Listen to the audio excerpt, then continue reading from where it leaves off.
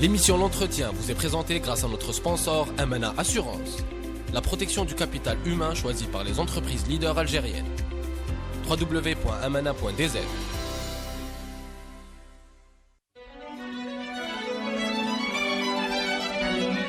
Pour bien s'entendre, il faut bien s'écouter. Rendez-vous sur M, la petite radio du Grand Maghreb.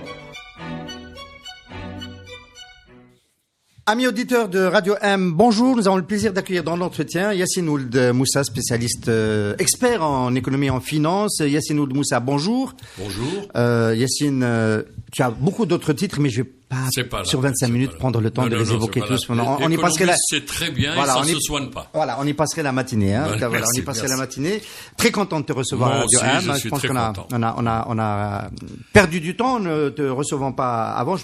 J'espère qu'on te verra plus souvent sur nos plateaux. Alors, nous avons choisi de parler aujourd'hui dans l'entretien d'une problématique qui est liée au contexte. C'est celle du comportement des Algériens partant d'incertitudes politiques. Il pleut des mandats d'arrêt. Il y a des personnalités qu'on ne soupçonnait pas pouvoir aller derrière les barreaux qui sont aujourd'hui à Al-Harraj. D'ailleurs, ça a suscité le Manchar a sorti une vanne. Le classement Forbes aujourd'hui en Afrique place la présidente Al-Harraj en première position, la plus grande fortune de... On est obligé de rire de ça aussi, même si on n'est pas nécessairement d'accord avec le casting des gens qui ont été en prison. Il y a de la justice expéditive qui ne ressemble pas à la façon sereine de mener les procès qu'on souhaiterait voir s'instaurer.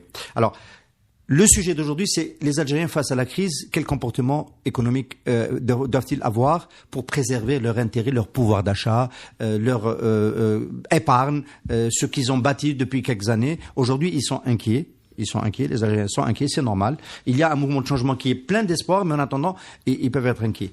Première question. Tu as été dans le secteur bancaire, tu as occupé de hautes fonctions à la CNEP Banque, tu as conseillé des ministres dans le secteur, tu connais très bien le secteur bancaire et le secteur financier. Est-ce que, de ce que tu sais de ce réseau-là, on peut dire qu'il y a un mouvement de débancarisation? Est-ce que les Algériens sont en train de retirer leur argent du circuit bancaire? C'est l'une des premières préoccupations du moment. Bien. D'abord, il faut savoir que la débancarisation est un phénomène ancien. Nous avons le système fiscal algérien et le système bancaire n'ont pas pu drainer, traîner et mobiliser toute l'épargne disponible. Donc, il y a une épargne disponible, mais ce n'est pas une épargne financière. Maintenant, dans cette épargne financière, le comportement des acteurs économiques, on va parler des ménages, si tu veux bien, ou des entreprises, ça va être l'ordre des priorités. Alors, qu'est-ce que c'est les priorités pour un ménage? Si on parle de l'épargne qui est liée à un bien durable, comme le logement, je pense pas que les gens retireront leur épargne parce qu'ils souhaitent faire aboutir ce long mouvement d'épargne sur une réussite ou sur une acquisition qui leur permet de changer de mode de vie, etc.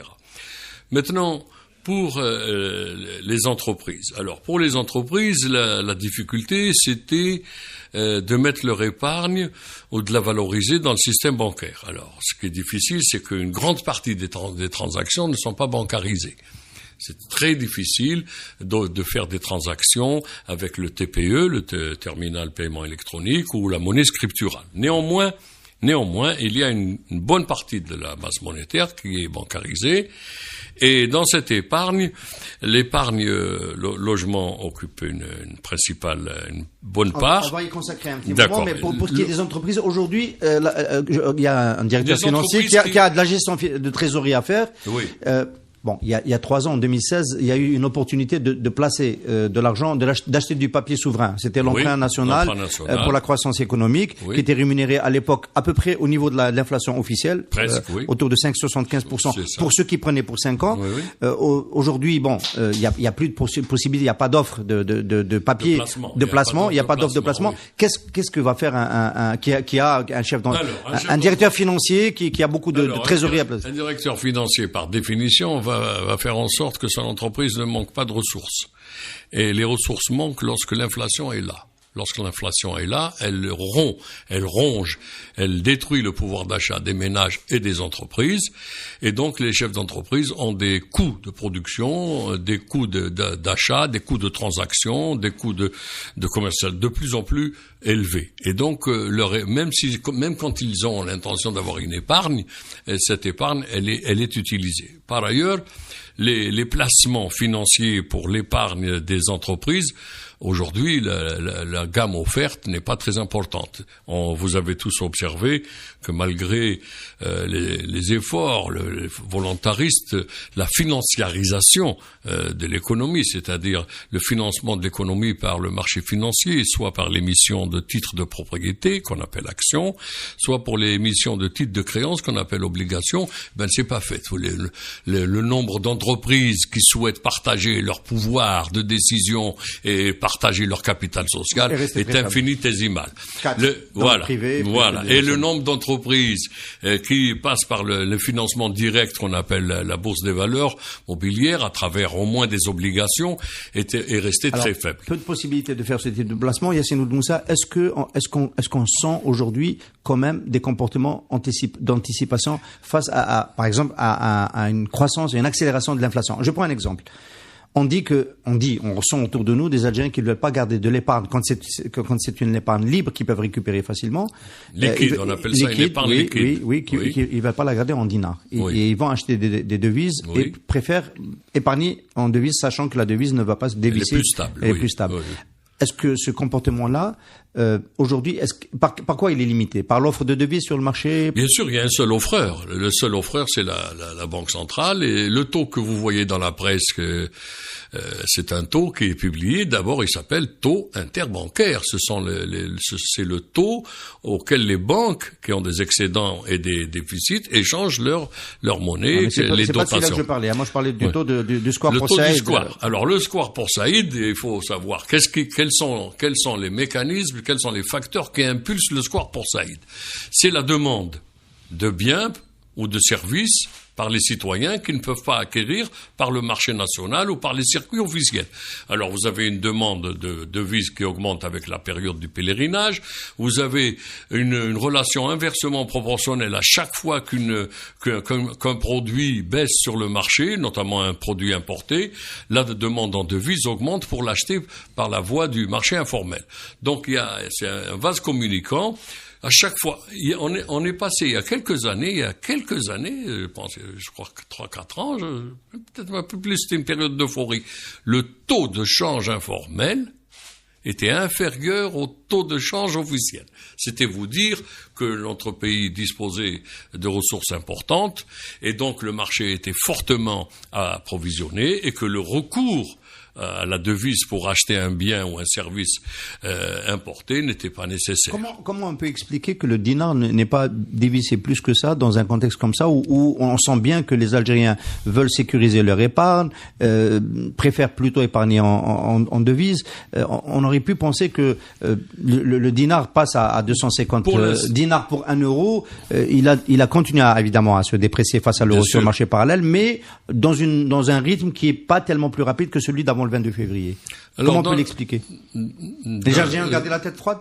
Non, il y a eu une soupape. Une soupape, d'ailleurs, il y a une discussion entre économistes assez brutale. Il y a ceux qui parlent de la résilience de l'économie algérienne par les structures de production, chose à laquelle je n'y crois pas du tout, et il y a eu la résilience et la protection de nos réserves de change. Donc à chaque fois que les ressources du pays, c'est quoi? C'est 2 compartiments, les ventes courantes d'hydrocarbures et les ponctions régulières depuis 2014 sur les réserves de change, à l'époque 193 et puis maintenant 63, donc tous les ans, nous prenons 30-35 milliards de dollars. Depuis 2014. Et voilà, nous les collons aux recettes classiques et nous finançons les dépenses incompressibles budget de la société. 500 milliards de dinars. Voilà. Et je me souviens que le gouvernement avait mis un plafond de 7000 et malheureusement qui a été déplafonné avec toutes les conséquences que l'on sait. Donc pour l'instant, les réserves de change servent encore d'amortisseur au fait comme ralentisseur de la dépréciation du dinar. C'est ma conviction. Ce qui, d'ici la fin de ces réserves de change, à ce moment-là, il n'y aura pas de ralentisseur et donc l'offre de biens qui est importée va diminuer et donc la demande, elle est stable ou s'exerce, elle va s'exercer sur une offre réduite et l'effet mécaniciste sera l'inflation. Je rappelle aussi que il y a eu quelques années, il y a eu des augmentations de salaire exceptionnelles, sans augmentation de la productivité du travail.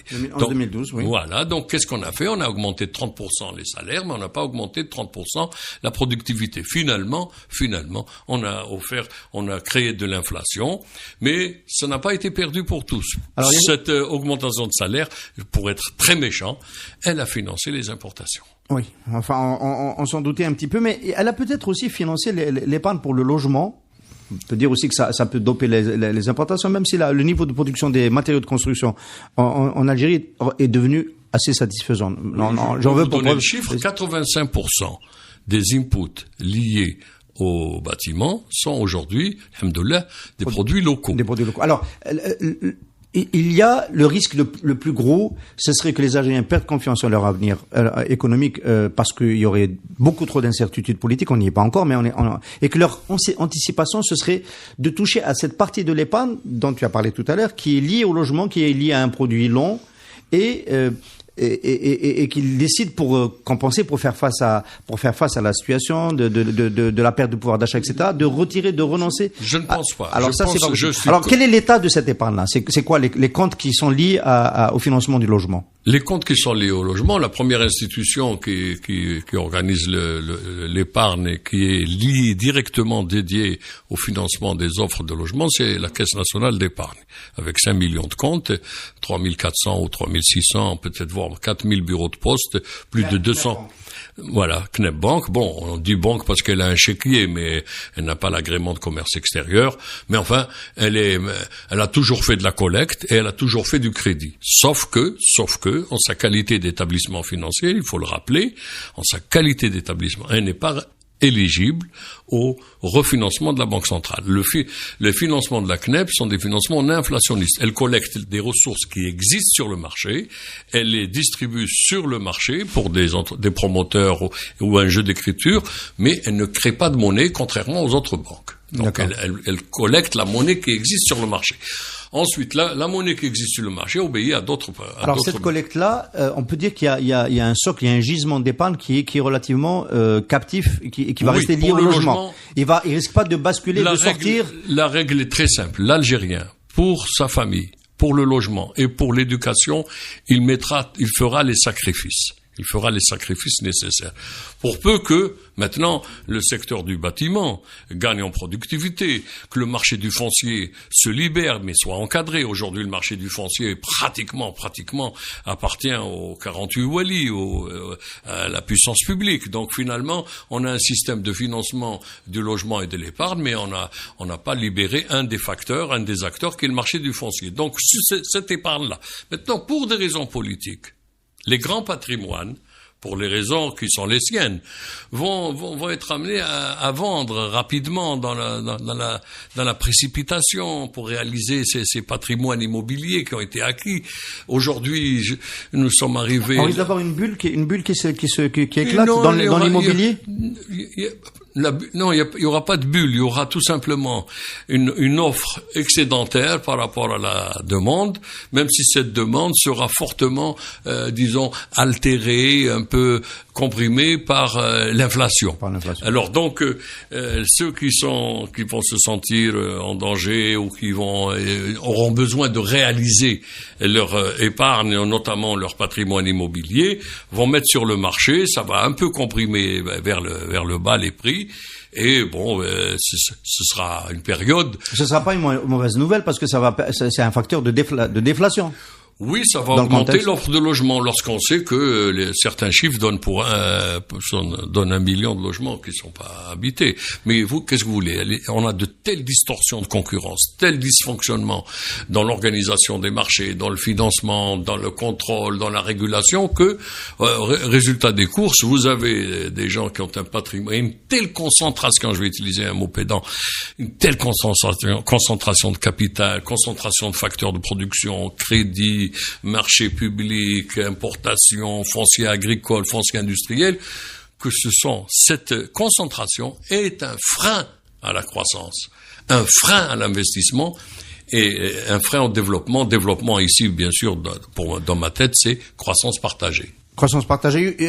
Yassine Moussa, alors vous considérez quoi un père de famille qui a peut-être investi dans le logement, non pas parce qu'il a nécessairement besoin de logement, mais parce qu'il n'a pas trouvé d'autres produits, il n'y a pas de produits financiers, pour, on va dire, fructifier son épargne. Est-ce que vous lui conseillez de rester quand même de maintenir son investissement, donc sur 20 ans, etc., avec les intérêts qu'il peut générer, ou alors de sortir et peut-être de faire autre chose? En économie rentière, dans une économie rentière, c'est-à-dire une économie distributive, où on consomme des ressources et on ne crée pas de richesse, les possibilités de placement sont limitées. Il y a la pierre. C'est le principal. Oui, et notamment en l'absence de cadastre. Donc, je vous laisse deviner la part de l'informel dans l'immobilier. Les gens achètent sans papier. Quand on leur dit, il n'y a pas de papier, ils leur disent non, ça fait rien. Ça ne pose pas de problème. Même sans papier, ça me dérange pas. Pourquoi? Parce que cadastre veut dire, de transparence. Transparence veut dire impôt foncier, fiscalité, origine des fonds, etc. Donc, il y a la pierre, il y a l'or. Et alors, les gens achètent de l'or, achètent du fond, de la terre, du foncier. Alors souvent, c'est du foncier immobilier avec, bien sûr, toutes les ondes parasitaires que laisse supposer un marché bureaucratique. On n'invente rien. Dès qu'on passe dans des niveaux d'agrément, l'agrément, c'est la voie royale à la dérive. Mais dans tout ça, vous dites que le placement, le logement financé tel qu'il est financé par le système, notamment de celui de la CLEP, c'est un placement pour quelqu'un qui est engagé, un père de famille qui en a fait. Il vaut mieux rester dedans. Un père de famille. Par contre, pour un jeune qui démarre, un jeune universitaire, un jeune qui travaille, quand il voit que l'offre de logement est réduite, lorsqu'il voit qu'on met 15 ans, 19 ans pour accéder à un logement dans des promoteurs publics, les promoteurs privés, il n'y en a pas beaucoup. Le malheur, c'est que ces promoteurs privés s'intéressent à un segment, à une niche de clientèle, c'est-à-dire le logement de luxe. Donc ça concerne une minorité. Si je veux être très méchant, je dirais que le bijoutier va acheter le logement de luxe et le promoteur va acheter les bijoux chez le bijoutier. Donc on est dans l'entre-soi économique. Et là, ça ne peut pas créer une dynamique. Pour les jeunes, cette fermeture, cette impossibilité d'aller vers des formules de masse, je vous dis, moi, si on aurait besoin de 3 à 4 millions de logements tout de suite pour loger je vais être méchant, pour loger les plus de 35 ans. C'est vous dire le retard dans ce domaine. On aurait pu développer les formules industrielles, on aurait pu développer des technologies modernes avec des matériaux locaux, etc. Mais les différents lobbies ont imposé leur méthode. Alors on a bien vu, Yassine Moussa, que la partie de l'épargne des Algériens, on va dire institutionnalisée, notamment dans le financement du logement, elle risque pas de bouger de manière... Non. Les gens ne vont pas perdre, ils vont pas quitter le match dans le temps additionnel. Alors qu'ils mènent au score. Et donc, quid de la partie qui n'est pas bancarisée? D'abord, est-ce qu'on peut parler d'épargne pour cette partie-là? Est-ce que c'est de l'épargne? L'argent, les dinars qui sont en circulation, mais qui sont pas dans la banque. Si je joue à l'académique, une épargne qui n'est pas financière n'est pas une épargne. Une épargne qui ne rejoint pas les circuits bancaires, qui ne finance pas. Une épargne est une ressource, et une ressource qui ne finance pas les emplois au sens bancaire, qui ne finance pas l'économie, la croissance, ce n'est pas une épargne.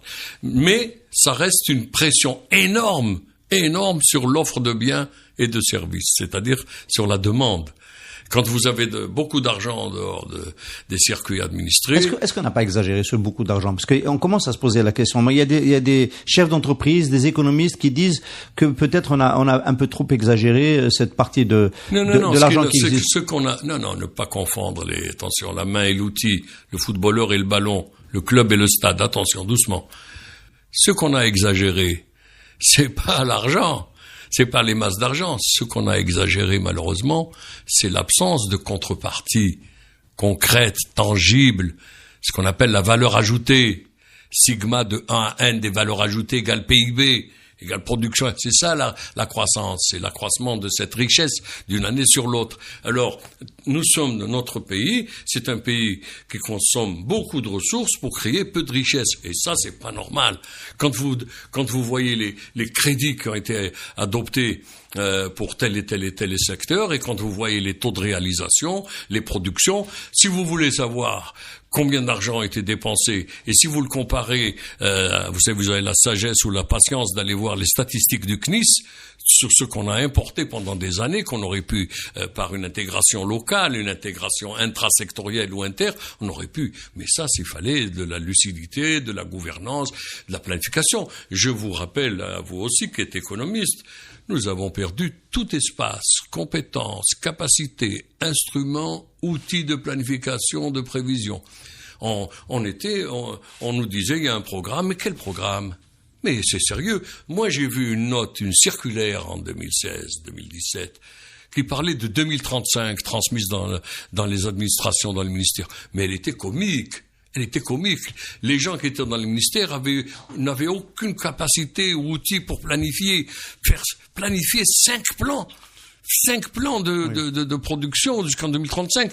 Bien sûr, comme j'ai perdu toute innocence, avec l'idée, on se refait pas, toute naïveté, je me disais toujours, mais pourquoi ils vont rester jusqu'en 2035? Ils vont rester jusqu'à 2030, c'est pas vrai. Oui. Alors, on a bien compris que cette partie-là, donc de l'informel, on peut pas la considérer comme de l'épargne, mais elle peut, les attitudes anticipatives par rapport à la situation peuvent beaucoup être impactées par ce qui va se passer dans cette partie-là. Absolument, voilà. Absolument. Alors, ceux qui sont dans un cycle long de réalisation, ils ne bougeront pas. Ils ne bougeront pas. Ceux qui ont une épargne de précaution, on l'estime en 2016-2017, on l'estimait à 2500 milliards de dinars. En dehors, c'est ce qu'on appelle l'épargne des chefs de famille, et qui est dans la banque, qui est située dans les banques, soit en compte à vue, soit en placement à terme. Ça, c'était l'épargne familiale pour en cas de maladie, en cas de coup dur, en cas de fête familiale, en cas de dépenses sociales. Il y avait à l'époque à peu près 2500, 4000 moins 2500, 1500 milliards de dinars. Alors là, ça finançait tout ce qui était criminogène. Terrorisme, trafic, corruption, etc. Et là, ça échappe à tout contrôle. Donc c'était une masse d'argent qui avait une nocivité sociale et économique exceptionnelle. Ça a empêché les créateurs d'entreprises de se lancer dans un investissement, ça a encouragé les importations, ça a découragé la production, ça a découragé la vision à moyen et long terme. Et donc, ça a été une véritable métastase. Ça a été une métastase sur le corps économique, sur le corps social. Donc, la seule anticipation sera un comportement défensif vis-à-vis de l'inflation. Les gens iront très certainement, face à l'inflation, retirer cette épargne liquide qui est facile à réaliser, qui n'est pas adossée à un bien durable, Et ça, c'est un comportement rationnel. Enfin, c'est une adaptation. L'intelligence de l'homme, c'est de s'adapter lorsque ses ressources.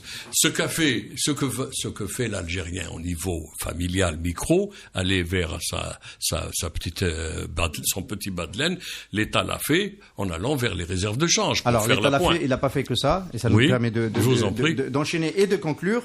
L'État n'a pas fait qu'aller tirer de l'argent sur ses réserves de change. Il a imprimé du dinar, ça il peut le faire. Il a imprimé du dinar en volume astronomique. On est dans un problème souverain, 6500 milliards de dinars sur 18 mois.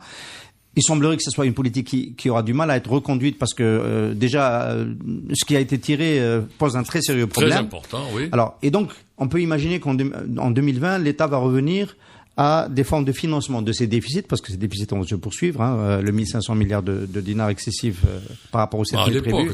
À l'époque, 2016-2017, oui, depuis plus important encore. Est-ce qu'on peut, si demain l'État se remet à faire des levées de fonds comme il a fait en 2016, emprunt national.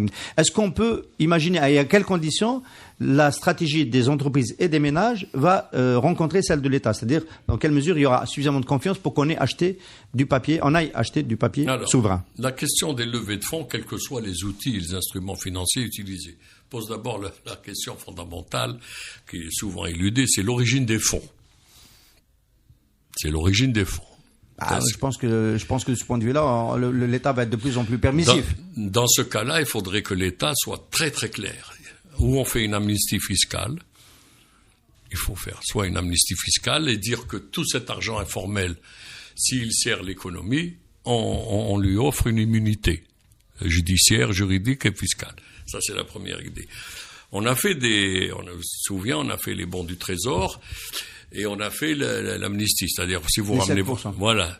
Mais cet argent, mise en conformité fiscale. Mais ces deux instruments, Monsieur Hassan, ces deux instruments, lorsqu'ils ne sont pas adossés à une vision, à une stratégie économique, à un développement de la PME, à un développement de l'intégration, à un développement de la croissance, de la création, à une substitution aux importations, à une reconquête du marché intérieur, à un saut technologique, à une adhésion, à une décentralisation. Moi, je ne parle pas de la décentralisation, les mairies. Alors, je repose la question différemment. Est-ce que les Algériens vont aller acheter plus facilement et plus en confiance un titre obligataire de Air Algérie pour renouveler sa flotte, de Sonatrach pour réaliser un investissement dans la pétrochimie, que sais-je, dans le privé, c'est vital, même si c'est pas là.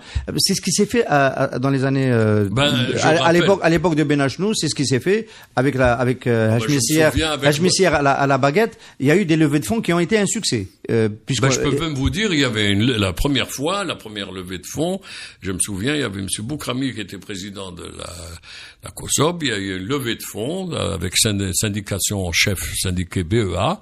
Il devait lever 1% du plan d'investissement de Sonatrach, c'est-à-dire 5 milliards de dinars. Ils ont levé en 3 mois 13 milliards de dinars. Et la question de l'origine des fonds ne s'est pas posée. Et les banquiers étant très rationnels, les banquiers sont comme les boulangers. Ils aiment bien vendre leur pain et pas le pain des autres. Donc ils ont eux-mêmes arrêté les ventes. C'est-à-dire, quand tu viens acheter un titre Sonatrach, tu me pompais, siphonnais toute la trésorerie. À la fin, je te disais, il n'y a pas de titre Sonatrach. La question de l'origine des fonds n'a pas été posée. Alors, la question, c'est, aujourd'hui, est-ce que c'est pas le moment de relancer ce type C'est possible de relancer, sauf que ça va concerner une minorité, parce que le commun des Algériens, l'Algérien lambda, lui, il a de quoi juste tenir, comme disent les marxiens, remettre en route sa force de travail, ses besoins classiques, les besoins vitaux. Ceux qui ont des excédents monétaires, s'il y a des politiques pointues d'attractivité, d'attraction, etc., pour leur dire voilà. Il y en a pas beaucoup. C'est la rémunération du titre. Hein. Non, c'est pas ça. Seulement ça. Non, je parle pas du rendement du titre. Je parle de l'attractivité du titre. L'attractivité du titre va concerner ceux qui ont d'abord une épargne. Et ceux-là, il y en a pas beaucoup. Les fonctionnaires, je vois pas un fonctionnaire avoir un excédent, une ressource excédentaire par rapport à ses besoins pour aller acheter un titre, Sonatrach ou Air Algérie, etc.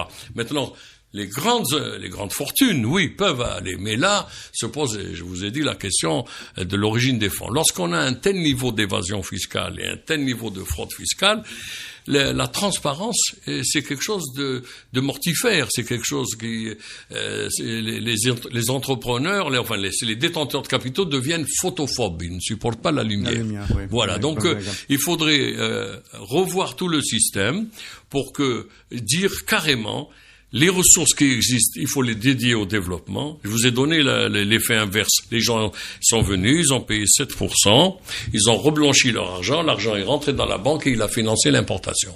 Il n'a pas financé la croissance ni l'investissement productif hors hydrocarbures. Donc, il faut reconstruire le logiciel de la croissance. Il faut reconstruire le chemin de l'investissement. Il faut permettre aux Algériens d'avoir soit un emploi, soit une entreprise, et revoir le système de création d'entreprises. Et on ne peut pas continuer avec un système de traitement social du chômage. Il faut passer à un traitement économique, et ça, ce sont les politiques publiques.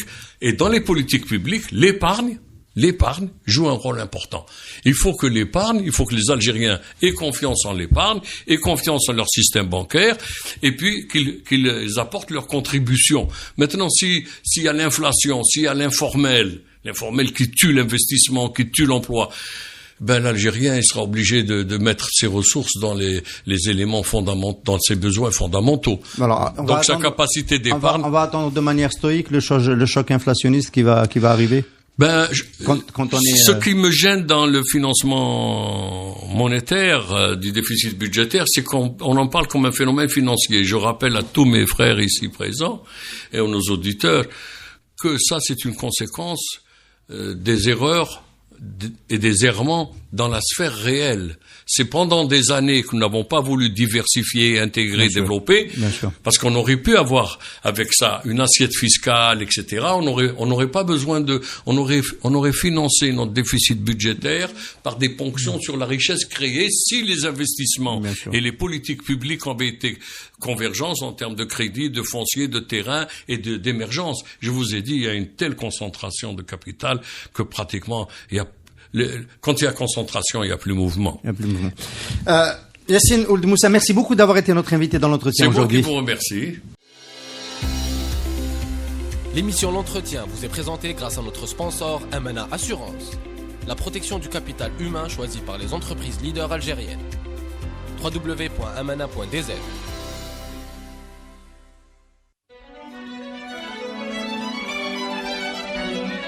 Pour bien s'entendre, il faut bien s'écouter. Rendez-vous sur M, la petite radio du Grand Maghreb.